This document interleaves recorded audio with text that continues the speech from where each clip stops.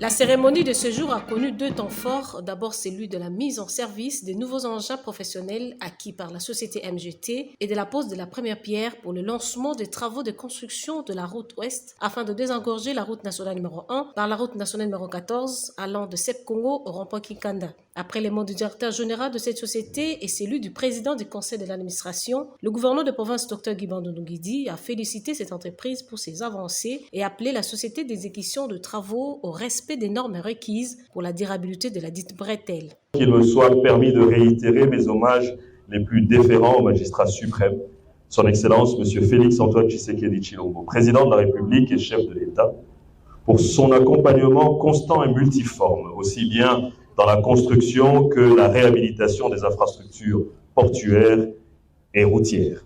En toute franchise, il y a lieu d'admettre que les actionnaires de Matadi Gateway Terminal, filiale de International Container Terminal Services, Inc. DRC SA, sont donc de ceux-là. Tout en félicitant chaleureusement, puisse-t-il trouver à travers ces quelques mots l'expression de ma profonde gratitude ainsi que des populations du Congo central que je représente en cette heureuse circonstance. La ville de Matadi en particulier gardera dans sa mémoire le souvenir de ces ouvrages. Je voudrais inviter l'entreprise en charge des travaux au respect des délais et du mieux que possible à prendre les dispositions nécessaires afin d'en assurer une meilleure qualité. Dans cet élan, je l'encourage à privilégier un recrutement local du personnel en vue d'occuper, somme toute, cette jeunesse en quête d'emploi.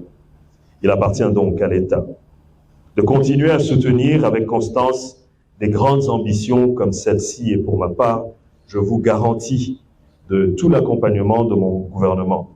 S'en est suivi les rites traditionnels de chefs coutumiers, parmi lesquels les ayants droit terriens de Matadi. La pose de la première pierre par le chef de l'exécutif provincial du Congo central, Dr Guy Bandou Nguidi, en présence des convives, a sanctionné la clôture de cette double cérémonie.